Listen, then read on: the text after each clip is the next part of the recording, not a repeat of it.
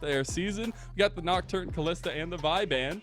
We also have the Rel, Rumble, and Ash ban from TT. Emilio, first pick for LNG. So you would expect the same thing, right? The Lucian to come out, potentially Nami to follow up, give the Aphelios to answer if you want to go for that, and we could see if Gala and Mark kind of have a better read of that lane. I also want to highlight just a lot more stock and standard bans coming through this time around, with things like that Nocturne being taken off the table. So now once TT does exactly what we knew they would do, does LNG have a different AD carry than Aphelios? Ooh. Find out next time on LPL. And now we're back, and it's not a different ADC. It's the same one. We have Aphelios, Emilio locked in, but I do like the Scout Orianna here. I think Orianna is ridiculous right now. We'll see how that goes, because it is now into the Azir of Ucal. Yeah, no, I'm curious to see what they do with it, right? Because I still feel like one of Orianna's biggest strengths is kind of setting her up with combos. So it's like, okay, well, Nocturne's already off the table. Vi's gone. You banned both those champions. Rel being a takeaway off the opposite side. So what do we really have left? I mean, like Xin can still do that. Oh my God! I'm just coming up with random stuff.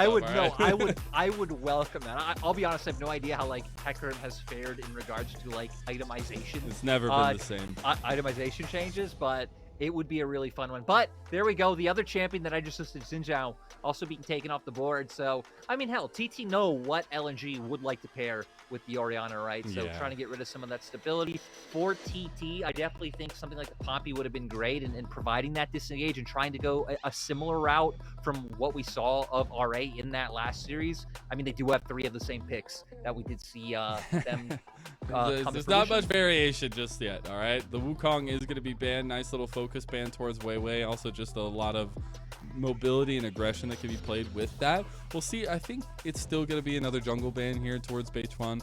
Just try to whittle down the pool of effective junglers with the amount of strength that they have right now. Yeah, and I wonder for TT if they do try and just go for something. I mean, hell, this pool is actually incredibly pinched. We do sell things like the Maokai there, but it feels like we're seeing a little bit less of it here today. Lee Sin being on the board, but I don't feel like Lee Sin really strongly fits either of these comps too well. Hasn't even been a champion we've been seeing all that much played so far. So maybe I guess it just will be the Maokai. Provides you the disengage from the ultimate, makes it so incredibly hard to be able to run in, and maybe kind of forces LNG to try to draft around more range. But I don't know if there's really more range to even be able to pick up. It gives you a lot of spatial control, though, which I actually really like with the amount of prevalence of jungle objectives now and the neutral objectives. We did get the double lock-in of the Jax Sejuani for LNG, which is a terrifying top side of the map combo. And Zika, a player who had an absolute glow-up in summer 2023. Excited to see this duo go at it. Now we'll have the Cassante locked in.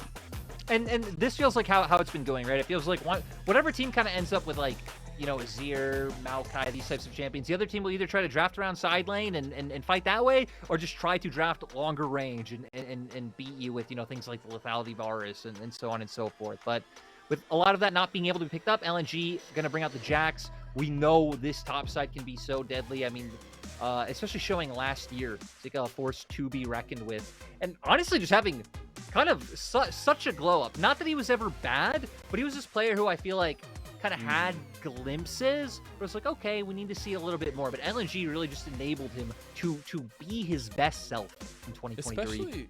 Especially in the playoff run, right? Like, I think, yes, it didn't end up in victory for LNG, but I think Zika was like the biggest highlight for us when we were covering that and seeing his adaptation to the meta and how much pressure he was bringing in from the top side of the map. Oh, yeah, and definitely. And hell, they ran into T1 at Worlds, the eventual winners. Like, what are you going to do? What are you going to do? What are you going to do? Throw your hands up in the sky and hope for better days. As we see Ucal getting ready, get the smile out, gets the laugh. I love to see the start and a lot of the smiles and the positivity I feel like I've felt from the team so far. And now that we're getting in game one, I'm pretty positive we're going to have a banger. It is TT versus LNG, a very, I feel like, top side of the focus early map for LNG. And then now we got to see what TT's going to have to offer us today. Are they going to find that synchronicity between Ucal and Beichuan as we hit the rift?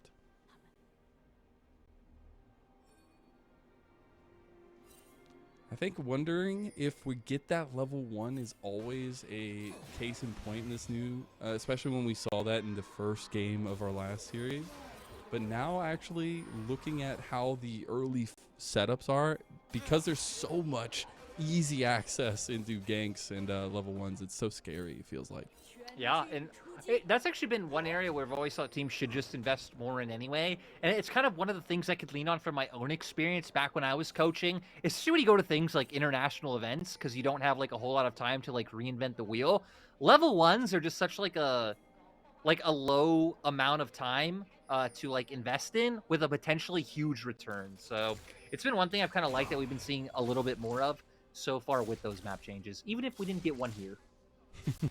Not just yet. And maybe as the teams warm up. Yeah, it's first series of the split for both these two teams. Speaking of, right as rain and just as tradition has, the spot lane 2v2 does need to kick off early on. And I expect, since we do have those kind of top side to bot side clear starts coming out for the junglers, this is where we're focused. Yeah, and it makes sense, right? I don't expect this to be an incredibly high kill game. Hopefully that jinxes us into having one. Yes, but I think it's going to be a game built around just trying to keep up pressure, especially around bot side. You already highlighted that LNG will probably pay a bit of attention towards the Jax, considering you have the Sejuani, you have that synergy there for the Sejuani passive. But really, if you can get either one of these bot lanes ahead, they just have such a strong ability to be able to maintain that pressure. And it's something you can easily play off of as well. Right now, a lot of pressure on top side, but watching Zika's farm just outdo Hoya. Must have gotten the early trade too. Gala does hit that level 2 mark down here. And we do have WeiWei actually making a pretty speedy clear with the clear speed of the Sejuani down here as well. You know another pick I want us to bring back? The Trundle. Which one? The Trundle? We saw that a decent amount in ACL as well. Yeah, I know other regions have been playing it. Still have yet to see it here. I believe we had a Trundle ban. But, you know, Trundle level 2 ganks. You counter the Sejuani, which is a whole bunch of tanks in the meta right now. Tank out of my really good into the Xin Zhao. Yeah. Level 2, incredibly strong. Steal away that AD by, you know, biting his face off. Is that what you envision when Trundle? I guess his thing is the crunch. You know, just being back here today, it reminds me that like once we start hitting the 4 or 5 a.m. hours is when I start losing my mind. And I need a few days to like acclimate being back to this. As WeiWei doesn't need any time acclimating for wanting pure aggression. Because that's the Sejuani clear speed. It works so well. Now, it will be matched. He didn't have the angle, so Beichuan is here, ready to go. Will not actually spot out WeiWei, but does have the sapling to get into the bush first. Both junglers here as the 2v2 kicks off. Beichuan just trying to play as a little bit of suppressatory method going on to WeiWei, as Gala and Mark actually taking pretty heavy trades by the minions there. And even Gala just throwing out that barrier super early to survive some of that damage and against some of that damage coming from those minions. So ultimately kind of slight favor towards TT, even though that cooldown isn't super long. A bit unfortunate by WeiWei that his timing was right when the sapling came down, preventing any real action from coming on the board. Not much of an angle when you're facing the tree that is one with nature. It will be the split map, though, right now for WeiWei, while Beichuan comes back towards bot side. Will be spotted out if he walks out of this one. But Gala, oh my gosh, that would have been so close. If Beichuan was like a second later, that's probably engaged on Gala, but it's looking mid now. Yeah, would have potentially been a flash. We're going to see if Scout ends up falling for this. Scout doing a great job of just slightly leaning up towards his top side so nothing goes through. Oh, 1xN! My God, 1xN stepping up. That's what you like to see. The continuation of the growth from the bot laner here. You know, I really didn't expect anything to be followed up from that, but the damage was there from TT. Nice job now making sure Gala has no summoners. This is going to be such an easy return point for Beichuan now. Just really hammer home on the spot lane. And now it might force LNG like even harder to put like resources in the top side. Get WeiWei up there now. Start getting this Jax ahead and playing for these Void drops. I'm saying you highlighted qiuqiu setting up his ADCs. Does so with a bubble there, making that 1xN look real good. As it does mean a lot of pressure there to be played around. Objectives are up now. We already see WeiWei on the play towards the grubbies. I'm going to start that one off. Looks like for TT, not even going to you know, do anything about it. They really can't. I mean, we could see the Jax having consistent pressure up in that top side. Scout would very easily be able to follow up. And oh, I just noticed Scout actually taking the Hail of Blades. We have already had one Hail of Blades user come out. I think it... I don't want to say the wrong person, but I am. I'm just going to throw it. I think it was Care. I could be completely wrong. But we've mostly been seeing the fleet come through. But I kind of think this meta requires you to be more aggressive. So I actually like the more aggressive rune choice coming on through. Yeah, I think Ucal can utilize it really well as well. It does take a huge chunk from Scout there. Beichuan gonna go ahead and try to take these chicky nuggies away from WeiWei. Will be successful in that. Wonder if TT want to try to collapse this onto the Dragon now as well. Now, right now, kind of heading over, we've highlighted that Gala not having flash kind of leaves him very vulnerable to a gank coming through.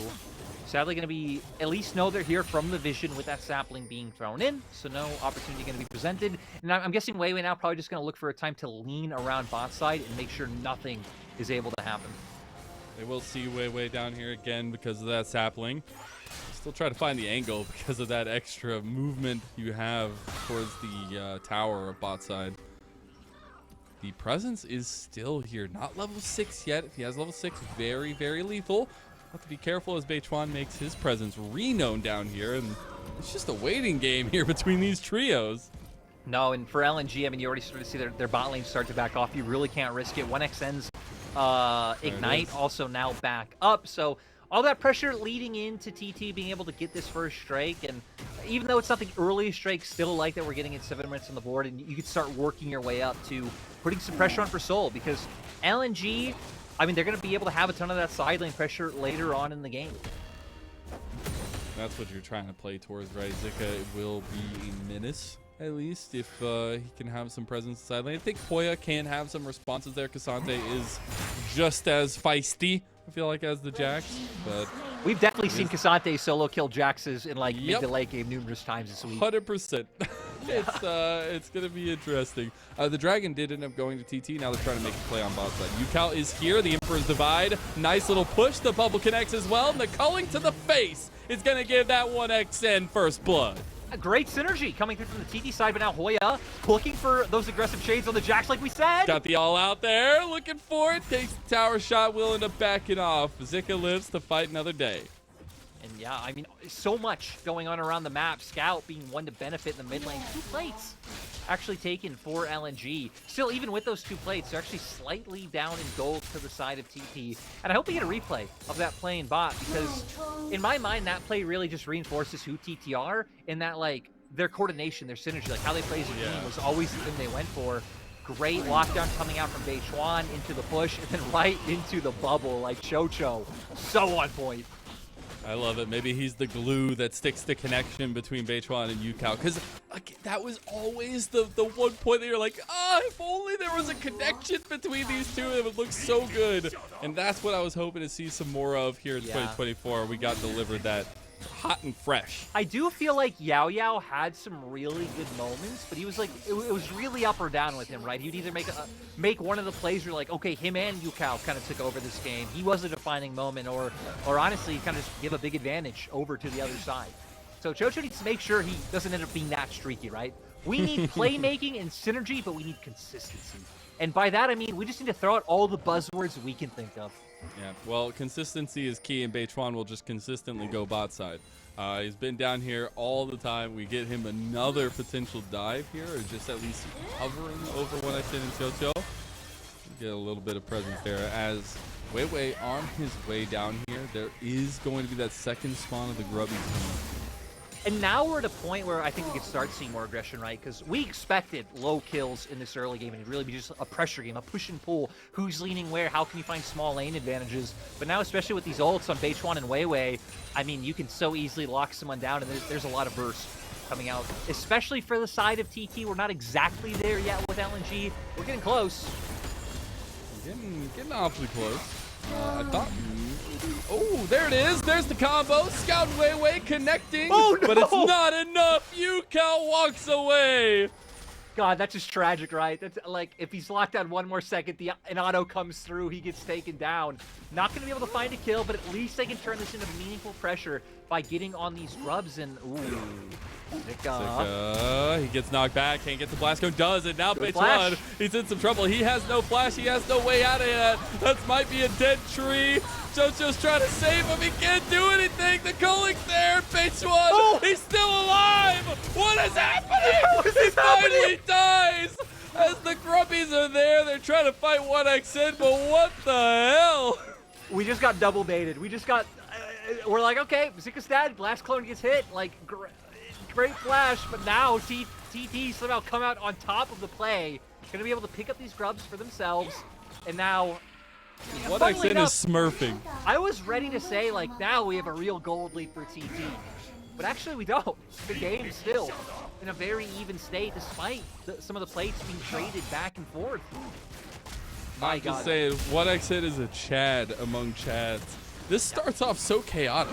Yeah, great flash by Zika. Like, he looked like he should have been doomed.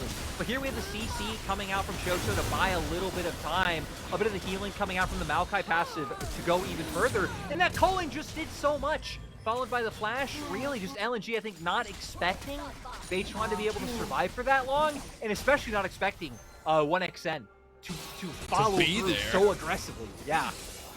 Like, to even be up there with the timer, it actually works out pretty well. Now Hoya gonna get the back off here. Perfect timing to TP up top side with the bot lane regaining their synergy down here. We will want to see now, though, the readaptation of bot or top pressure for either the grubbies or the 30-second dragon spawn that's coming up. Also, to highlight why gold is still even, Gala gonna be fine. We can see for TT, they've been getting plates in bot, but if you look at the minimap, LNG, we saw Scout hammering on that mid lane turret earlier, has gotten 2. Ucal hasn't been able to get 1 yet. Same with Zika up in that top side. So right now, just both teams finding their avenues in different areas. It does look like TT want to put some pressure on LNG, and they are positioning around this dragon spawning now. Would be a second dragon for them working that way. There is WeiWei around the corner, but with this preemptive startup by TT, I don't know if there's going to be a contest. No, it doesn't look like it. Looks like LNG were hoping to find a play through the bot.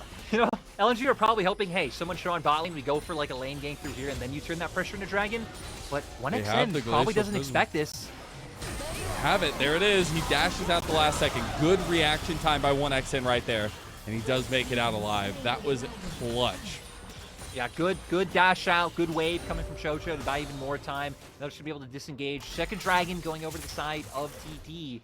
And now the Hextech Drake, Hextech Soul, going to be what we're fighting over.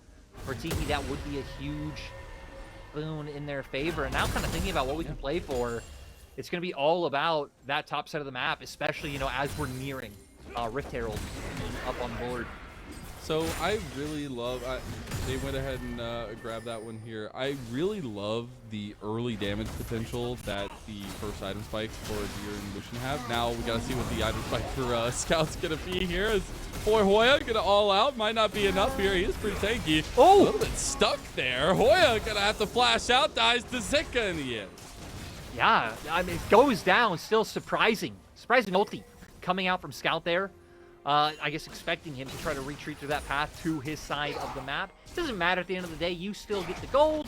But TT have been doing such a good job of just trying to trade.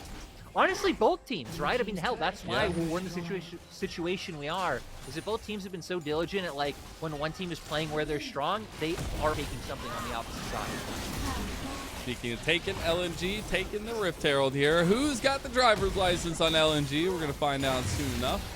It does end up going through. Should be the focus towards mid, I would expect, as TT were actually moving in to try to pressure anybody who lagged behind. Just doing that for now. You know, this is just such like a very stark contrast from our first series. Both. You mean it's not fighting every 20 seconds? Yeah, I guess that is exactly what I mean. I guess you did just put it in a very eloquent way. Thank you. Yeah. Hey, I'm a yelly boy. We do actually see, TT, I really liked some of the map movement they've had so far because they're actually getting some really good warding down. The thing is, they haven't done anything like capitalized because of it, but the actual structure is there. And I think against an LNG comp like this, where a WeiWei catching a Glacial Prison on the correct target actually completely turns the fight, that's really important to have as a basis. Yeah, I mean, it could just really just change the trajectory of the whole game. I also want to point out that we've been seeing so many more Archangel staffs today, getting them both series. Both a lot of champions, I think, now valuing, especially being able to get that safety with the lifeline once the active of Seraphs comes out. It just feels like there's so much more damage available in League of Legends than there has been in a very long time. And very cheaply, too. I feel like a lot of items now, like a lot of the new items are just very efficient, very cost-effective. I was about to say we were going to see an example of the damage being able to be done there, but what I said didn't go for the extra auto attack. I saw a little bit of it earlier now, though. Scout, I do feel like this be a little careful as the presence from TT is definitely shifting up towards the top side of the map. But I want to look at next machinations for LNG. Looking at trying to deny some of the dragon stacking in 2 minutes. How do you set yourself up for success for that? I think a lot of what LNG are going to need to do is really just start pulling this pressure up towards top side now. And then, you know, trying to set up for TT to actually have to move top themselves, fight to get vision back. Kind of like what they're already doing now, but I guess I would have liked to see this in like 40 seconds time when Drake is closer, which would then give LNG a window to try to naturally move down towards spot it and start making their way toward this Drake.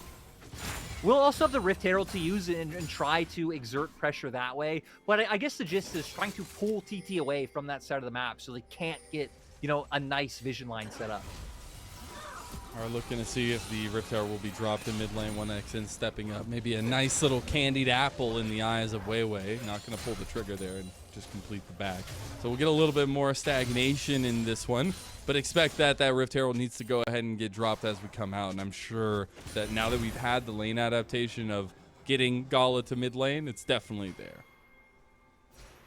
Yeah, Gala making his way over now.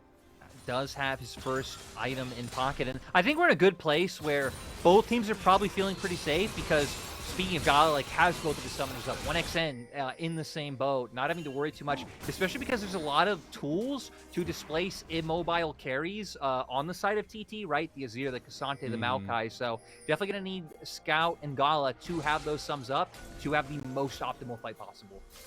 The hardest thing now, though, is 1xN has 2 items over the just now feels like completed Kraken Slayer for Gala.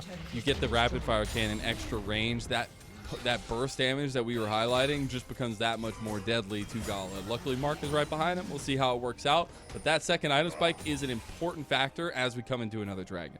Ooh, we can see, though, that LNG have managed to keep, like, one sneaky ward there. So, you know, TT maybe feel like, we can go in and play a bit sneaky around River, but LNG will know exactly what they're doing. And who knows, maybe TT do have an idea, which is why they're trying to aggressively fight for this trio in mid, just turn right back down to Drake. But they're kind of leaving an angle open for this Jax. Yeah, they just TP'd Hoya down there, try to respond to the split pushing there. Rift Herald does get put in. WeiWei gonna get his driver's license out, said, I'm ready to go. Driving it straight into the outer tower. Does do a decent amount. The mites come out. 1xN steps up. Ooh, Scout was looking for a shockwave right there after the dash came out, but won't find it. Resetting in face of Dragon now. I feel like a big thing I'm keeping my eyes on in this fight is Ucal, not even only for the reason of you know, him being the primary player we talked about for TT, but again, if he can get a big scoop on the Scout. Shockwave goes wide. Culling's there. Oh, big Glacial Prison. 1xN gets out with a flash, though. Beichuan on the other side does bump them away. 1xN's been really good on the responses, but now he doesn't really have any tools moving forward. Hoya now on the backside of LNG. Needs to be a little bit careful. Dragon started up here, Lyric. Yeah, Hoya putting so much threat on with that all out. It can take one member to the side of TT. There we go. Beichuan, it's actually 1xN that gets the Dragon. What a chance, but it's Hoya that will be the bait and switch. Gala gets the kill in the end. I also feel like, unfortunately for Hoya, like, ulting away from his team. I don't know if ulting towards his team would have done anything. I think he might have still been too close to WeiWei, but at the end of the day, kill does go over. I like that TT are making a fast response in mid, and once again, still just seeing the trades be able to come through for LNG. I guess the big benefit is TT is on soul point, right? So LNG being the ones who are sweating, TT have more options available going forward. Like, LNG might have to lean towards Dragon, TT can lean up towards Bear and have that threat available. We're gonna jump straight into the replay here because, my God, Mazel, you must be having a field day because 1xN really is having a moment. Hoya, though, was not. It's it was for the dragon, right? Like it's worth it. For the dragon, yeah, sure. yeah. For the dragon, yeah. It is sole point for TT I know, though, exactly. so it actually puts them on a big potential for the next, I guess, 4-minute fight in 4 minutes. But the biggest question now remains: Storm Surge completed for Scout. We've heard pros talk about it. We've seen how detrimental to people's health this item can be, and now Scout having it can absolutely one-shot potentially 1xN and qiuqiu. I agree. Like even things like the movement speed are just so nice. Not only like coming from the stats and item itself, but even coming from the passive. So not only are you doing tons of like burst, a bit of AoE there, but also just being able to continuously follow up on targets and just run them down. It's gonna be nice for LNG if they can kind of find an avenue, find a start in a team fight, find a pick, and then just really not allow TT to escape. It's like WeiWei playing pretty aggressively after he had seen the backing qiuqiu. But again, we almost saw what I was talking about in those team fights last one. When one big glacial prison connects on a 1xN, that spells trouble for TT. So I'm always looking at WeiWei for these angles, and now looking at TT on how they're going to defend against that. For TT, I feel like they feel kind of fine if the game just goes for like, hey, you know, we're pushing waves right now. Oh, no, you're pushing waves, just ping-ponging back and forth. Because at this point, their win condition really just is getting this soul. I was going to say, I don't think they actually want this fight. Ucal does have TP, but at the same time, you have no vision of where anyone was on the map at that point because Gala was still coming back for base. Yo, Gala's cooking over here. We got the Yumu's second item for Aphelios. Yeah. He's got a pot. He put some ingredients in there, and the fire's on, and he's cooking. I'm getting more burst, gonna have that movement speed available. I mean, I guess their team already does have good DPS, but you're right. Does it smell good or bad, Larry? That's all I need to know. You know what? We'll leave Gordon Ramsay to decide. Someone get Gordon on the phone. Let's get him on the phone real quick. No problem. I'm sure he watches League of Legends. Oh, yes, of course. It is something to think about, though, because we do have those kind of second item completions now on board for a majority of members of LNG, and we have a timer that we already had spoken about multiple times, about 1 minute and 30 seconds for TT's soul on a Hex soul, but it's also something they can play around somewhere else around the map. They can give it. I gotta be honest, I'm still just sitting here like focusing on the Ghost Blade, trying to like run the numbers. Yeah, try to come up with what he's thinking. I don't know if he just like is hoping with how aggressively 1xN is playing that he could just super aggressively burst him out early into fights. We got the Banshee's Veil completed second item for Ucal too, so try to get away from maybe a Shockwave combo, but the command attack actually does probably get rid of that one. We'll see what these builds are gonna offer though. Yeah, and funnily enough, if it is for the shockwave, not to throw shade, because like we said, Scout is one of the goats, but those shockwaves have not been connecting just yet. If LNG want to like seriously cement this game in their favor, I feel like that's what we're going to be looking for, right? Is Scout to get that online. But at least we do have a massive Jax with about a 60 CS lead now sitting on that second item. So really no one on the side of TT going to be able to match. Going to continue to have to lean down with multiple members. Gala going to be chunked before the dragon starts. He did end up popping that move, maybe a little bit of utility out of that one. I was wondering if 1xN was going to get to a third item before this dragon spawns, but it looks like we're just going mano a mano here. Both teams definitely wanting to take. I mean, hell, for LNG, you really can't risk not fighting for this one. And you see once again, as your turret kind of set up behind enemy line, Zika trying to do some damage. Nature's Grasp. All right, they're going to connect onto multiple members here. They get the knockback. Zika going to pull the trigger on that counter-strike, and so is the Glacial Prison going to go through. No tools really in that avenue now for LNG, except for the Shockwave, the Moonlight Vigil, available at the long range. I love how badly both teams want it, right? Both teams trying to find the exact angle they need. We already said we're looking at Scout and what he could do with the Shockwave and TP. He's going to give it. Yeah, and like I understand the choice because LNG already have a setup first, but if like this was in a kind of tool in the tool belt, an option they were thinking of, I kind of wish it would have already had maybe certain members leading up towards topside or certain members pushing mid-wave. TT, I don't know about that one. I love that Hoya just gets one auto attack off. Like, wait, maybe we Guys, I maybe mean, we shouldn't. there do was the no way. Baron. There was There's again. no way. That would have taken some like pre-prep of maybe 1 or 2 members already heading over there, or pushing in mid-wave, or getting some vision in enemy topside jungle. But it seemed and that's like the difference. I guess they just truly believed that they would have been able to find a fight around Dragon that they could have won. Yeah, I would expect that could be the case, as well as it is interesting to see teams wrestle with the difference in the Baron, right? This is no longer season 13. You get one slip up being on the wrong side of the map, the Baron's gone. This is season 14, where it's going to take you a long time to take that Baron down. So it's always something to watch teams contemplate about, and especially strategize around. Yeah, especially I believe we're on the all. Oh no, we are not on the all-seeing Baron. We are on the territorial one. That's the one that pulls you in. God, the bowling alley one, the all-seeing one, that like rupture damage it does. God, it's ridiculous. It is really insane. But we don't get to see that one just yet today. You know, I think we've actually had the same ones every game. I'm not like huge on the whole like naming neutral objectives. Like, there's people who are good at that. You know, the LCK guys, Machine and Nymera, we're good at doing that on day one. Has anyone named the 3 different Barons? I think they just call them the pit names. I don't know. That's what I've seen so far. I do kind of like that one of them is called the All-Seeing Baron. Like, that is True. That is actually just pretty gangster. I like the hunting. Yeah. It's awkward to say in English. I find it interesting the amount of speculation we've had around the grubbies. When to me they're just always grubbies, right? Grubbies and mites. But there's been so many conversations had about what they should be named, and if they should be a trio, if they're their own separate people. Like, honestly, I feel like it's a worthy conversation to have. I agree, it's a worthy conversation to have, but a conversation I have no place in, because I also just love the term grubs. It's like a fun word to say. It's really fun to say. Grubbies, grubbers, Yeah. grubberson. Say anything you want. Anyways, we got a lot of positioning around this top side of the map. Got to get some vision down for TT. They are at strength when they have that information down.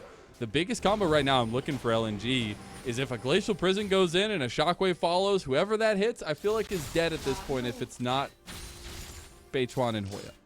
Yeah, honestly. And hell, they're even going to start taking damage because Lord Dom's now picked up by Gala. So even if we kind of end up in a lot of these extended standoffs that we've been having the past few non-team fights, if that's what we'll call what happens when 2 people just stare off, he can definitely deliver. Scout.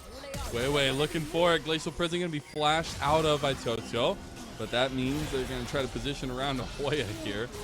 Turning back around, just trying to make a play happen, and I like the looks. I like the attempt. And I feel like if Zika had already shown on top wave like he is doing now, I feel like Hoya would have been playing that a lot more aggressively, even if his team was a little bit too far away for him to really find an impact. You combo that flank, even if the rest of TT were far, with an ult from qiuqiu, probably would have bought enough time to at least force out the Jax DP. I love it. 1x in, moving forward, and there's the Emperor's Divide. It caught the person you needed to. Gala's out of the fight, and 1x in is popping off now as TT have taken the fight to LNG. We've been waiting for it for the past 10 minutes. We knew the Ucal moment would come. You have 2 mobile carries. If the Azir can get that Empress divided, it is massive. And now for TT turning to this Baron, we're going to see if LNG can do anything in response, because they need to contest. I love it. Seeing these 2 guys come together to be a carry force for TT is something that TT fans have been looking for a long time. And it feels like it's alive and well here in 2024. A Baron completed for TT. And now a refresh of the fight down towards Dragon as we take a look at the replay. Yeah, and I really feel like the big thing here is, like we highlighted with Ucal, qiuqiu doing a great job of kind of pushing them away, but if Ucal with the flash and Emperor's Divide carry down, you now get a Baron. And this Baron is so important because not only is it just the pushing power, but Drake's about to come up. This is Soul. TT can use this, get Cryo in mid. I'm surprised they haven't already sent someone to answer bot. And then, I mean, you know, they should have had full control over this bot side. Luckily, LNG, though, all are here now. We did have Zika pushing bot wave, so they do have that flank angle that TT potentially need to worry about. They really do. And I see TT just needing to walk in as 5. They don't really, they could look for a body on to the side of Zika, but it's going to be really difficult. Now the Dragon's already halfway gone. The Nature's Grass comes out. TT know what they want. They did get it too. It's going to be Hoya that completes it, and the culling is doing some work. The Breath of Life is not life enough just yet, as Hoya's there. Nice little knockbacks, and now it's just TT feeding on LNG like wolves. Howl to the moon! TT showing why they kept this core together.